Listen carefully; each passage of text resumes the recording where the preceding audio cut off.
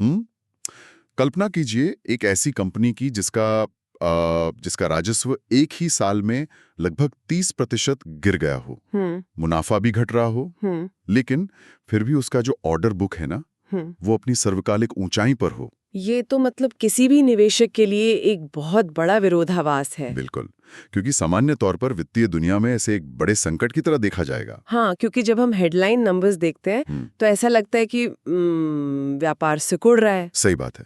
लेकिन रक्षा तकनीक यानी डिफेंस टेक्नोलॉजी के क्षेत्र में ये विरोधाभास अक्सर एक पूरी तरह से अलग और बहुत बड़ी कहानी का संकेत होता है। और आज हमारे इस विस्तृत चर्चा का मिशन बिल्कुल यही है। हमारे पास जेन टेक्नोलॉजीज के वित्तीय वर्ष 26 यानी FY 26 के नतीजे, चौथी तिमाही के आंकड़े, अर्निंग्स कॉल की ट्रांसक्रिप्ट और इन्वेस्टर प्रेजेंटेशन का पूरा डेटा है। चलिए इसे थोड़ा विस्तार से समझते हैं।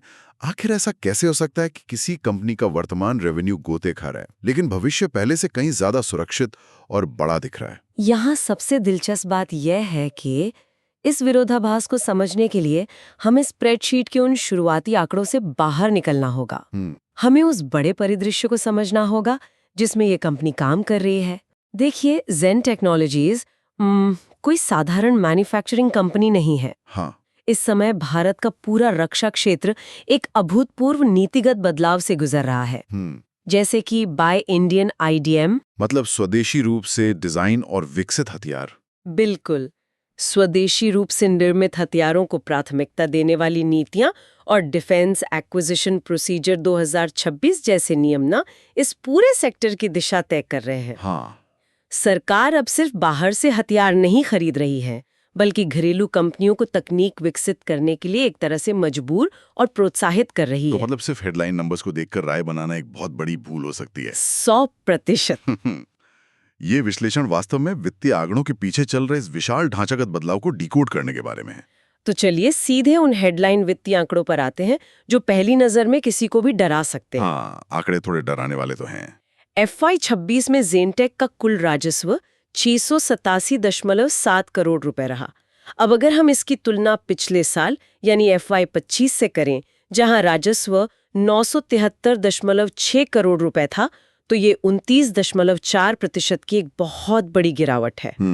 और इसके अलावा चौथी तिमाही यानी Q4 में राजस्व 178.08 करोड़ रुपए रहा, जो पिछले साल की इसी तिमाही के 325 करोड़ के मुकाबले लगभग आधा है। हाँ, बिल्कुल आधा। मेरा यहाँ एक सीधा सा सवाल है, अगर कंपनी का राजस्व इतनी तेजी से गिर रहा है, तो क्या ये बाजार में उनके उत्पादों की मांग खत्म होने का संकेत नहीं है? एक रेड फ्लैग नहीं है ये? सतह पर देखने पर यह चिंताजनक लग सकता है, और अर्निंग्स कॉल में विश्लेषकों ने इस पर एक ध्यान दिया था। जाहिर है। लेकिन इसके पीछे का विज्ञान पूरी तरह से अलग है। ये गिरावट मांग की कमी का परिणाम बिल्कुल नहीं है। अगर आपको ऐसे डीप डाइव एनालिसिस पसंद है तो चैनल फॉलो करना मत भूलना। अच्छा। रक्षा क्षेत्र की जो खरीद प्रक्रिया है ना, उसे समझना यहाँ बहुत जरूरी है। सरकार से कोई टेंडर निकलने, उसका ऑर्डर मिलने और फिर उस ऑर्डर के असल में डिलीवर होकर कंपनी के बैंक खाते में राजस्व के रूप में दर्ज होने के बीच एक लंबा समय लगता है। हाँ, एक बहुत लंबी और कई बार जटिल प्रक्रिया होती है, जिसे हम ऑर्डर कन्वर्जन टाइमिंग कहते हैं। समझ गया। कंपनी को FY 26 में जिन ऑर्डर्स के पूरे होने की उम्मीद थी, उनकी डिलीवरी की समय सीमा किन्हीं कारणों से थोड़ी आगे खिसक गई है। मतलब ये ग्राहकों की कमी का मुद्दा नहीं है, ये सिर्फ डिलीवरी कैलेंडर के शिफ्ट होने का मामला है। बिल्कुल। लेकिन मुझे एक और चीज खटक रही है यहाँ। अगर सिर्फ डिलीवरी खिसकी है, तो उनके मार्जिन का क्या हुआ? ऑपरेशनल एबिटा यानी सारे खर्च निकालने से पहले का मुनाफा 247.2 करोड़ रुपए रहा। इसका मार्जिन 35.95% था, जो पिछले साल के मुकाबले 240 बेसिस पॉइंट कम है। हाँ, मार्जिन गिरा है। और कुल मुनाफा यानी पैट 217.9 करोड़ रुपए रहा और एडजस्टेड पैट 193.45 करोड़। क्या गिरते हुए मार्जिन इस बात का सबूत नहीं है कि कंपनी की लागत नियंत्रण से बाहर जा रही है? ये एक बहुत ही महत्वपूर्ण बिंदु है। लेकिन मार्जिन गिरने का कारण कोई खराबी या अक्षमता नहीं है। तो फिर खर्च कहाँ हो रहा है? मैनेजमेंट ने अर्निंग्स कॉल में बहुत स्पष्ट रूप से बताया कि उन्होंने अपने रिसर्च एंड डेवलपमेंट यानी R&D में एक स्ट्रक्चरल कमिटमेंट किया है। स्ट्रक्चरल कमिटमेंट थोड़ा आसान भाषा में समझाएं। देखिए, एक होता है किसी विशेष प्रोजेक्ट के लिए किया गया एक मुश्त खर्च, और दूसरा होता है भविष्य की तकनीकों को विकसित करने के लिए एक पूरी नई टीम, नई लैब और नए ढांचे में किया गया निवेश। अच्छा, मतलब बुनियादी ढांचा तैयार कर रहे हैं। हाँ, ज़ेनटेक ने अपनी लागत का दायरा जानबूझकर बढ़ाया है ताकि वे नई तकनीकें बना सकें। इसका तात्कालिक असर हमें मार्जिन पर दिख रहा है। लेकिन सबसे बड़ी बात यह है कि कंपनी का जो दीर्घकालिक लक्ष्य था 35% एबिटा मार्जिन और 25% पैट मार्जिन बनाए रखना, मैनेजमेंट ने पूरी दृढ़ता के साथ कहा है कि वो लक्ष्य अब भी बरकरार है। वे इसे लेकर जरा भी चिंतित नहीं है। ये नजरिया तो पूरी कहानी को ही बदल देता है। बिल्कुल। अगर हम गिरते हुए राजस्व से ध्यान हटाकर इस बात पर फोकस करें कि इस खाली समय में या इस तथाकथित धीमे साल में कंपनी ने असल में पर्दे के पीछे क्या बनाया है, तो तस्वीर बहुत दिलचस्प हो जाती है। हाँ, मुझे यहाँ एक एनालॉजी याद आ रही है। ये स्थिति कुछ ऐसी है जैसे पहले ये कंपनी सिर्फ पायलटों को ट्रेनिंग देने के लिए फ्लाइट सिमुलेटर बना रही थी। हाँ। लेकिन अब अचानक से उन्होंने पूरा का पूरा airport, air traffic control system और रक्षा प्रणाली ही खड़ी कर दी है। ये उपमा यहाँ बिल्कुल सटीक बैठती है। ज़ेन टेक्नोलॉजीज में पिछले कुछ वर्षों में जो बदलाव आया है वो अभूतपूर्व है। अब वे सिर्फ एक ट्रेनिंग सिमुलेशन वाली कंपनी नहीं रह गए हैं। तो अब क्या क्या कर रहे हैं वो? अगर हम उनके सेगमेंट परफॉर्मेंस को गहराई से देखें ना, तो आज उनके पास 5 मुख्य क्षमताएं हैं। 5? हाँ। जो किसी भी आधुनिक सेना की रीढ़ होती हैं। पहला है उनका परंपरागत ट्रेनिंग सिमुलेशन। दूसरा, काउंटर ड्रोन सॉल्यूशंस। तीसरा है ऑटोमेटेड वेपन स्टेशन यानी AWS। चौथा है कॉम्बैट रोबोटिक्स और पांचवा है खुद के ड्रोन्स का निर्माण। ओहो, और यही वो जगह है जहां वो विशाल ऑर्डर बुक तस्वीर में आता है जिसका जिक्र हमने शुरुआत में किया था। बिल्कुल। आप रेगुलरली ऐसे एनालिसिस देखना चाहते हो तो लाइक जरूर कर देना। कुल 31 मार्च 2026 तक कंपनी का कंसोलिडेटेड ऑर्डर बुक 1336.04 करोड़ रुपए तक पहुंच चुका है, जो कि कोई छोटी रकम नहीं है। बिल्कुल नहीं। इसमें से घरेलू ऑर्डर्स 1247.26 करोड़ रुपए के हैं और 88.78 करोड़ रुपए के निर्यात यानी एक्सपोर्ट ऑर्डर्स हैं। साथ ही प्रेजेंटेशन में ये भी साफ है कि इनकी जो नई सब्सिडरी कंपनियां हैं, हाँ। जैसे ARRI, UTS और भैरव रोबोटिक्स, हाँ। वे अब सिर्फ रिसर्च के चार्ट में नहीं है, वे राजस्व में सीधा योगदान दे रही हैं। अर्निंग्स कॉल में बताया गया है कि AR और UTS का मार्जिन तो 26 से 31% के बीच चल रहा है। सब्सिडियरीज का ये प्रदर्शन ना साफ बताता है कि कंपनी का विस्तार सही दिशा में है। लेकिन इन नई तकनीकों की अचानक इतनी जरूरत क्यों पड़ गई? यही मैं सोच रहा था। यहाँ हमें वैश्विक घटनाओं को संदर्भ में रखना होगा। हाल ही में मध्य पूर्व में, विशेषकर ईरान और इजराइल से जुड़े संघर्षों में हमने जो देखा उसने पूरी दुनिया की सेनाओं की आंखें खोल दी हैं। हाँ, ड्रोन्स का जिस तरह से इस्तेमाल हुआ। बिल्कुल। युद्ध अब सिर्फ आमने सामने की फायरिंग नहीं रहे। अचानक से दुनिया भर में लेयर्ड काउंटर UAS सिस्टम यानी कई परतों वाली एंटी ड्रोन सुरक्षा प्रणाली की भारी मांग पैदा हो गई है। ज़ेन ने अपने R&D के जरिए जो क्षमताएं विकसित की हैं, वो सीधे तौर पर आज के युद्ध के मैदान की इन्हीं नई जरूरतों को पूरा करती हैं। उन्होंने सिर्फ सॉफ्टवेयर तक खुद को सीमित नहीं रखा है। तो हार्डवेयर भी बना रहे हैं? हाँ, उन्होंने हार्ड किल मतलब ड्रोन को भौतिक रूप से नष्ट करना और सॉफ्ट किल यानी ड्रोन को इलेक्ट्रॉनिकली जैम करना, दोनों तरह के समाधान तैयार कर लिए हैं। ये तो हो गई तकनीक और भविष्य की बात। लेकिन कोई भी व्यापार सिर्फ अच्छे विचारों या भारी भरकम ऑर्डर्स के दम पर तो नहीं चलता। इतनी सारी नई तकनीकों, रोबोटिक्स और इतनी सारी सब्सिडियरीज को एक साथ चलाने के लिए बहुत बड़ी पूंजी की जरूरत होती है। बिल्कुल होती है। और यही मुझे बैलेंस शीट को लेकर थोड़ी चिंता हो रही थी। मुझे लगा कहीं कंपनी ने इस विस्तार के चक्कर में भारी कर्ज नहीं ले लिया है। लेकिन आंकड़े कुछ और ही कहते हैं। इतने बड़े विस्तार के बावजूद कंपनी पूरी तरह से कर्ज मुक्त है, यानी डेट फ्री है। हाँ, ये बहुत बड़ी बात है। और उनके पास 1038 करोड़ रुपए का एक बेहद मजबूत नकद भंडार यानी कैश और बैंक बैलेंस मौजूद है। देखिए, रक्षा क्षेत्र जैसी पूंजी गहन इंडस्ट्री में कर्ज मुक्त होना और 1000 करोड़ से ज्यादा का नकद भंडार होना, ये किसी भी कंपनी के लिए एक बहुत बड़ी ताकत है। ये उन्हें बिना किसी वित्तीय दबाव के बड़े फैसले लेने की आजादी देता है। ये सच है। कोई ऐसा स्टॉक जो आपको कंफ्यूजिंग लग रहा हो, बताओ, उसको नेक्स्ट ब्रेक करते हैं। या कौन सा स्टॉक आपको समझ नहीं आ रहा, नेक्स्ट उसको सिंप्लीफाई करते हैं। लेकिन बैलेंस शीट में एक वित्तीय मीट्रिक है जो मुझे काफी उलझा रहा है। कौन सा? आंकड़े बताते हैं कि डे सेल्स आउटस्टैंडिंग यानी DSO, जिसका सीधा मतलब है कि ग्राहकों से पैसा वसूलने में लगने वाला समय, हाँ, वो 161 दिनों से सुधरकर 119 दिन हो गया है। ये तो अच्छी बात है। ये 42 दिनों का एक शानदार सुधार है। इसका मतलब है कि कंपनी को अपना पैसा बाजार से जल्दी वापस मिल रहा है। बिल्कुल। लेकिन दूसरी तरफ जो कुल वर्किंग कैपिटल के दिन हैं, वे तीसरी तिमाही के 194 दिनों से बढ़कर चौथी तिमाही में 196 दिन हो गए हैं। अब अगर पैसा जल्दी वापस आ रहा है तो वर्किंग कैपिटल के दिन कम होने चाहिए थे ना? ये बढ़ क्यों रहे हैं? ये पैसा आखिर अटका कहाँ है? यह एक बहुत ही बारीक और शानदार वित्तीय अवलोकन है। CFO ने अर्निंग्स कॉल में इसे बहुत ही विस्तार से समझाया था। क्या कहा उन्होंने? वर्किंग कैपिटल के दिन इसलिए नहीं बढ़े हैं क्योंकि उनका पैसा बाजार में कहीं फंसा हुआ है या ग्राहक भुगतान नहीं कर रहे हैं। तो फिर? इसके विपरीत यह वृद्धि एक बहुत ही सोची समझी रणनीति का हिस्सा है। कंपनी ने FY27 में डिलीवरी के लिए निर्धारित उन 1000 करोड़ से ज्यादा के ऑर्डर्स को पूरा करने के लिए अभी से बहुत बड़ी मात्रा में इन्वेंट्री यानी कच्चा माल, माइक्रोचिप्स और जरूरी पुर्जे इकट्ठा करना शुरू कर दिया है। ओहो, मतलब एडवांस में तैयारी चल रही है। बिल्कुल। इसके अलावा उन्होंने अपने सप्लायर्स को माल सुरक्षित करने के लिए एडवांस पेमेंट भी कर दी है ताकि ऐन मौके पर सप्लाई चेन की कोई समस्या ना आए। समझ गया। चूंकि अंतिम उत्पाद की डिलीवरी तो अगले साल होगी, इसलिए ये सारा खर्च अभी वर्किंग कैपिटल को बढ़ा हुआ दिखा रहा है। CFO ने साफ किया है कि ये एक अस्थायी स्थिति है और लॉन्ग टर्म में उनका लक्ष्य इस वर्किंग कैपिटल साइकिल को 140 से 150 दिनों के बहुत ही आरामदायक स्तर पर वापस लाना है। इसका मतलब है कि ये बढ़ा हुआ वर्किंग कैपिटल कोई वित्तीय खामी नहीं है, बल्कि आने वाले बड़े राजस्व की तैयारी है। बिल्कुल। मजबूत बैलेंस शीट और इतने बड़े ऑर्डर बुक के साथ ये समझना बहुत जरूरी हो जाता है कि कंपनी का नेतृत्व भविष्य को किस नजरिए से देख रहा है। हाँ, लीडरशिप का विजन बहुत मायने रखता है। यहाँ कहानी सच में बहुत रोचक हो जाती है।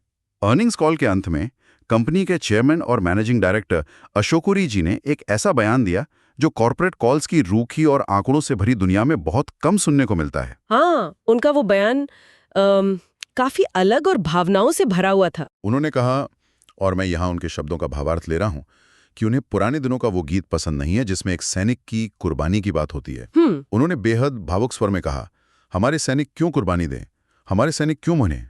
जब भी सीमा पर कोई सैनिक मरता है तो मेरा एक हिस्सा मर जाता है। बहुत गहरी बात कही उन्होंने। उनका स्पष्ट विजन ये है कि तकनीक ऐसी होनी चाहिए कि अगर कोई खतरा आए तो हमारी मशीनें, हमारे रोबोट्स और हमारे ड्रोन्स दुश्मन को खत्म करें। इंसानी जान का कोई नुकसान नहीं होना चाहिए।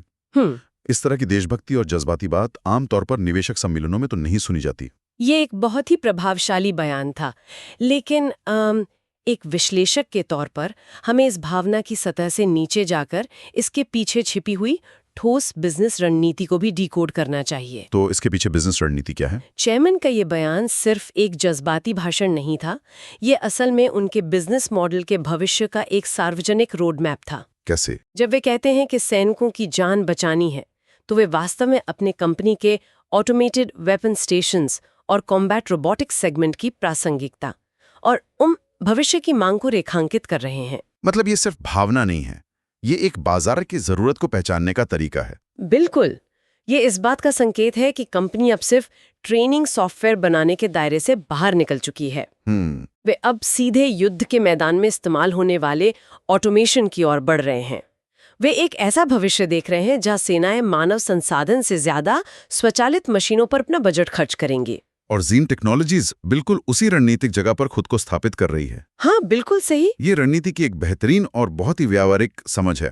लेकिन मैनेजमेंट तो हमेशा अपनी कंपनी के भविष्य की एक चमकदार तस्वीर ही पेश करेगा ना। हाँ, उनका काम ही वही है कि ये सब विजन, प्रेजेंटेशन और 1336 करोड़ रुपए का ऑर्डर बुक कागजों पर बहुत अच्छा लग रहा है, लेकिन ये पैसा असल में बैंक अकाउंट में कब आएगा? सही सवाल है। और यहीं पर एनालिस्ट Q&A सेशन का महत्व सामने आता है। निवेशकों ने मैनेजमेंट के विजन पर बस आंख मूंद कर भरोसा करने के बजाय बहुत ही तीखे और सीधे सवाल पूछे। विश्लेषकों का काम ही यही है कि वे दावों को परखें। कॉल के दौरान सबसे पहला और सीधा सवाल माहूल नाम के एक विश्लेषक ने पूछा। क्या पूछा उन्होंने? उनका सवाल वही था जो हर निवेशक के मन में होता है। इन 1336 करोड़ रुपए के ऑर्डर बुक में से FY27 में असल में कितना राजस्व में तब्दील होगा? और मैनेजमेंट का जवाब क्या था? क्या उन्होंने कोई स्पष्ट टाइमलाइन दी? मैनेजमेंट का जवाब बहुत ही स्पष्ट और आत्मविश्वास से भरा था। उन्होंने बताया कि इस पूरे ऑर्डर बुक में से लगभग 1000 करोड़ रुपए FY27 की दूसरी और तीसरी तिमाही यानी Q2 और Q3 के दौरान डिलीवर हो जाएंगे। वाओ, 1000 करोड़ इसी साल? हाँ, और जो बाकी 326 करोड़ रुपए बचते हैं वे AMC यानी एनुअल मेंटेनेंस कॉन्ट्रैक्ट का राजस्व है, जो एक झटके में नहीं बल्कि आने वाले वर्षों में नियमित अंतराल पर मिलेगा।